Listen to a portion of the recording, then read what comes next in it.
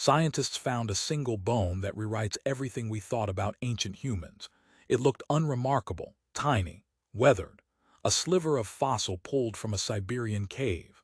But inside that little shard was a secret so strange it reads like a science fiction twist. The DNA didn't match any single group. Half of it came from Neanderthals. The other half came from Denisovans. In other words, the bone belonged to a child whose mother was Neanderthal and father was Denisovan, a first-generation hybrid. Imagine the moment the labs lit up. One sample, one genome, two species combined in a single person. It's proof that ancient human lineages we thought were separate actually met, mated, and made offspring. That changes the picture of our past. Neanderthals weren't just a European branch that died out. Denisovans weren't a distant Asian mystery. They walked into each other's lives, shared genes, and even passed useful traits down the line. Here's the twist that makes your jaw drop. Fragments of Denisovan DNA survive today in modern humans.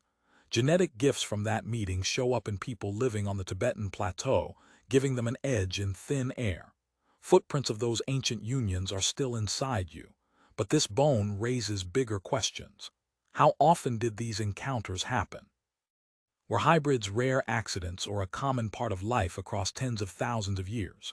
The cave where the bone was found became a crossroads, a place where different human kinds met, camped, and exchanged more than tools. And it forces us to rethink what a species is. If two groups can produce fertile offspring, why call them separate at all? The discovery turns the old story of isolated branches into a messy, intimate web. It's raw, it's human. A child born from two worlds, walking a landscape where identities blended and boundaries blurred. That one fragment rewires the tale of our origins, not a linear march, but a tapestry woven from meetings, migrations, and mixtures. So next time you hear about Neanderthals or Denisovans, don't picture distant strangers. Picture neighbors, lovers, and relatives. We are the living echo of those encounters. If this unearthed bone shocks you, share it. Hit follow and dive deeper, because the past is stranger and more connected than we ever imagined.